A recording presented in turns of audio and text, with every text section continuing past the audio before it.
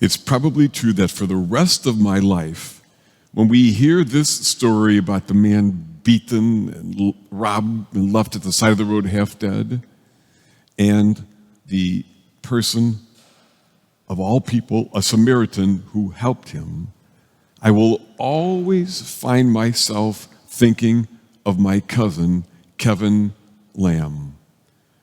So I'll retell this story with Kevin in it, and of course, you and I are in it as well. It must have been an awful sight. Robbers had beaten this person, stripped him, left him bleeding, half dead by the side of the road. People pass by, you know. But a traveler named Kevin, my cousin Kevin actually, comes across this guy and is moved with compassion. He does his best to take care of the man's wounds, and he picks him up and carries him to a place that could take care of him, and he empties his pockets to make sure the guy would be continued to be cared for. In your opinion, who in this story was Jesus? I'll tell you my cousin Kevin's answer.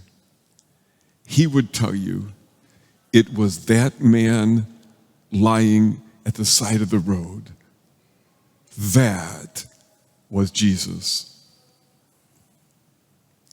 Kevin was right. That was Jesus. Some of you know a little bit about my cousin Kevin. He was a gentle soul, a free spirit, a bit eccentric, kind man. He had a special place in his enormous heart for those who were homeless, those who struggled in any way.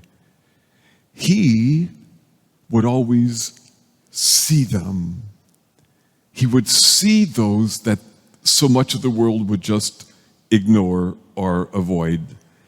Now, Kevin lived simply and would travel wherever the Spirit would lead him. He had this habit of sleeping on the roofs of buildings because somehow when he did that, he felt more connected to the entire universe. 3 years ago, Kevin was doing just that when at the age of 37 in Serbia, he fell off a roof and died. It's heartbreaking. I saw Kevin's family Wednesday night at a funeral. His sisters, mom, dad, they still carry such great heartache as you could well imagine. Now, to me, Kevin's singular goodness was this: how the Christ in Kevin saw the Christ at the side of the road. The Christ in Kevin saw Christ at the side of the road a lot.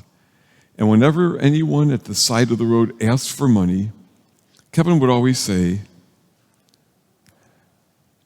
"I'll give you money, but only if you first give me your blessing." He did that, of course, in order to honor their dignity. And that is the goodness in Kevin that still gives me tears from time to time to this day.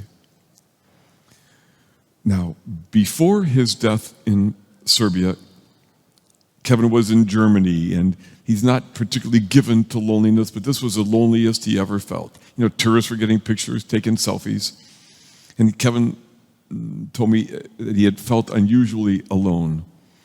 He said that he saw a man in a wheelchair who had no legs and no home. Kevin went to be with him, but they didn't speak each other's language. And as Kevin would do, he smiled, and the man smiled back. And then Kevin took his hands and kissed them. And then Kevin traced a sign of the cross on the man's forehead and then bowed down so that he could receive a sign of the cross from that man. And then they smiled and hugged, and Kevin no longer felt alone. Kevin saw those folks. What about us? Do we see as Kevin did? I mean, honestly, it's easier not to. It's easier to avoid those folks who wear their struggles on the outside, so to speak. To let them be merely statistics, or even worse, as problems to be avoided or eliminated. You know, the aged, the unborn, those with handicaps, the immigrant, our LGBTQ sisters and brothers, the homeless, the imprisoned. It's just easier to tell ourselves that they're not there and to try not to see them, to walk down the other side of the road. But I believe that one of the things that matters most of all to Jesus Christ is that we let ourselves see them.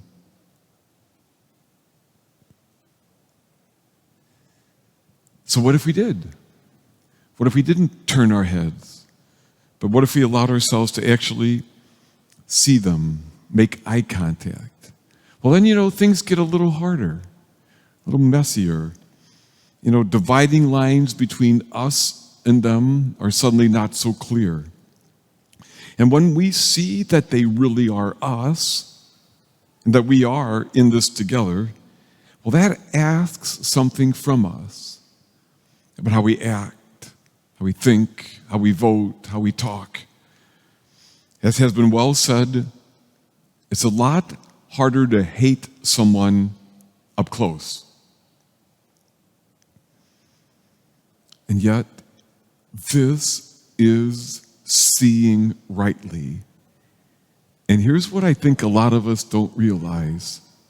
There is a tremendous gift for us when we do so.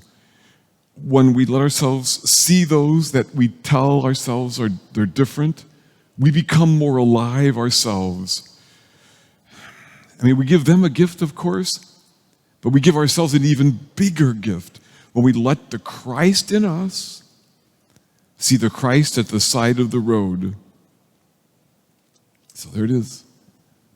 At this time in our history when the world is more tragically and heartbreakingly divided than I've ever seen it, Jesus gives us a story about this man beaten at the side of the road, and about those who see him, and about those who don't. And to the question, who in that story was Jesus? My cousin Kevin would say, that man at the side of the road. And I have no doubt that every moment, including this very moment, Jesus is praying for us that we would learn to see him there.